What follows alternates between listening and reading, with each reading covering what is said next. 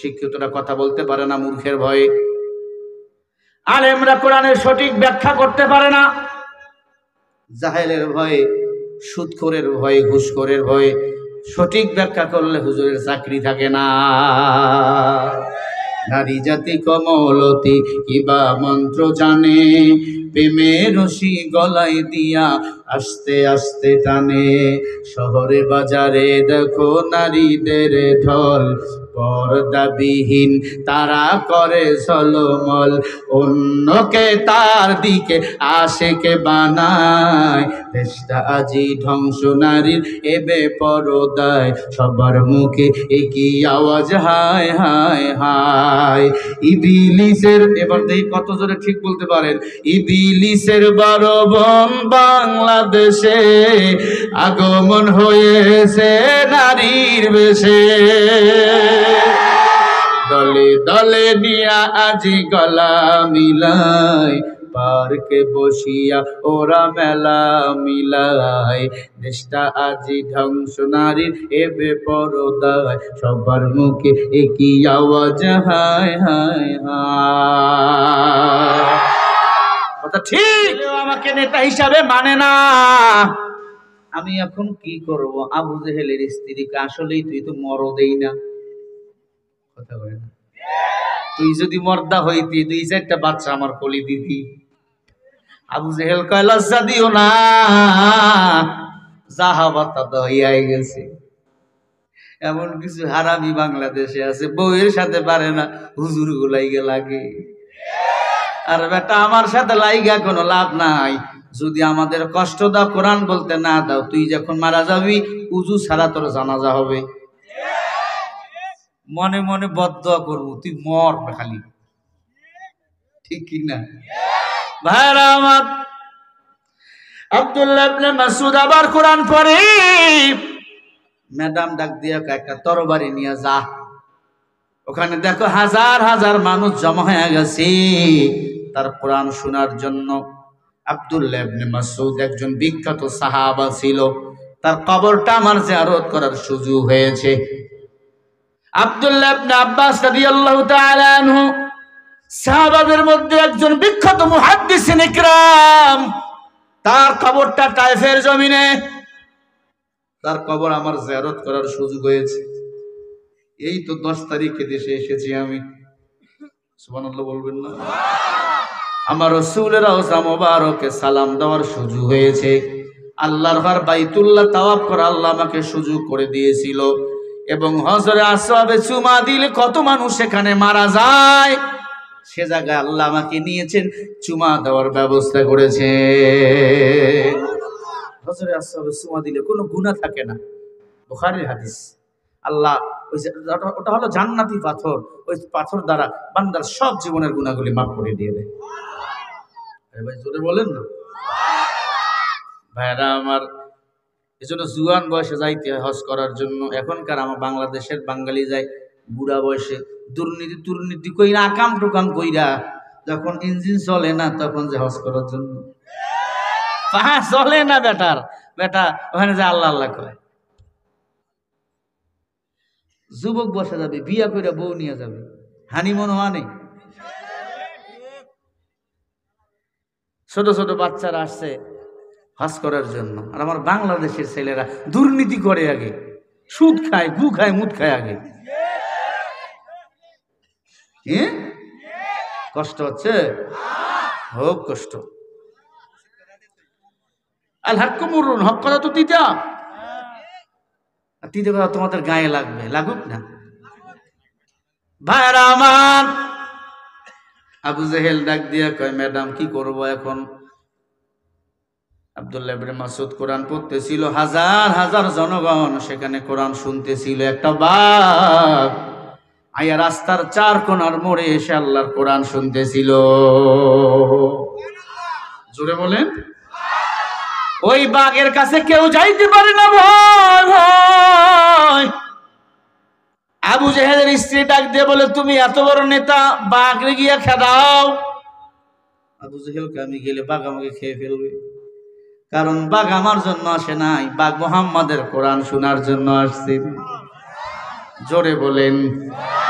আবু জেহেলের বিবি আবু জেহেলের করারটা ধইরা টানতে টানতে বাইরে গিয়ে ঘর থেকে বাইর হ, তোর মতো নেতার আমার দরকার নাই, তোর চেয়ে মোহাম্মদেই ভালো। আল্লাহু আকবার। কারণ তারা জানে আমার নবী এমন নেতা, মিথ্যা কথা 63 বছর জিন্দিগিতে একটাও বলে নাই। আল্লাহ রাব্বুল আলামিন বলেন ফাআনজাইনাহু ওয়া আহলাহু ইল্লা ইমরাতাহু কানাত মিনাল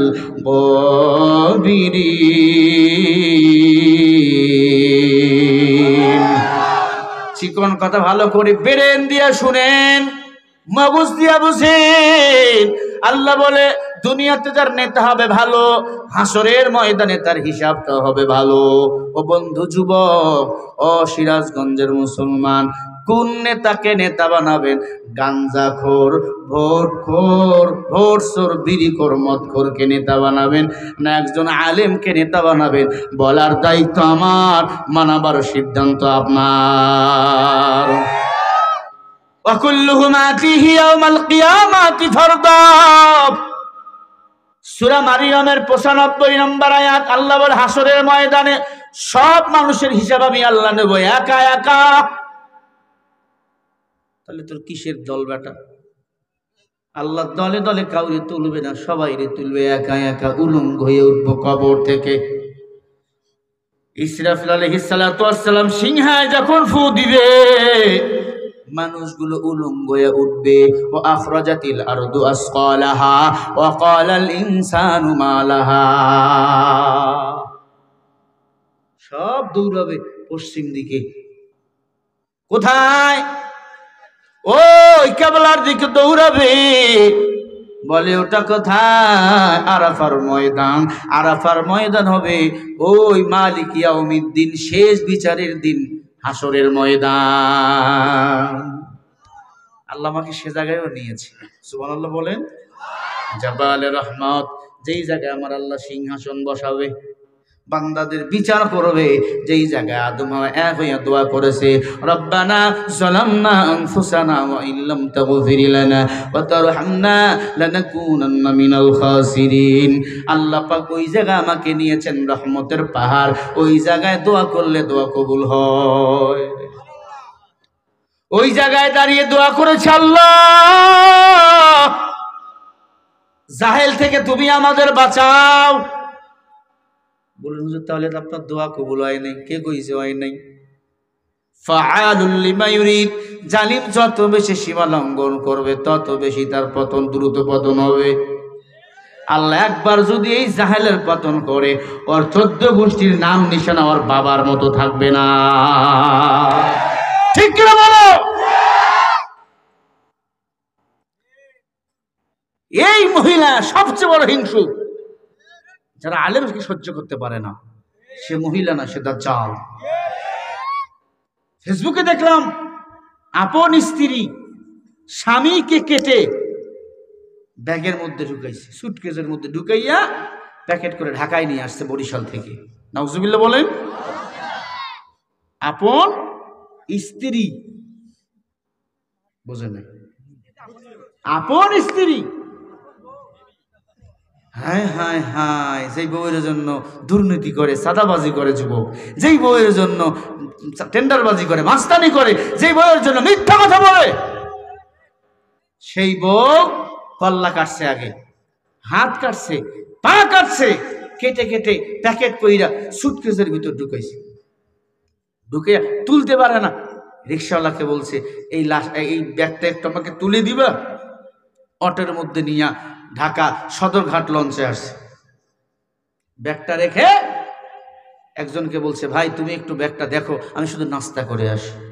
নাস্তা করতে আল্লাহর বান্দি গেছে আর ফিরে আসে নাই। চোরচুরি করলে কি আস থাকবে?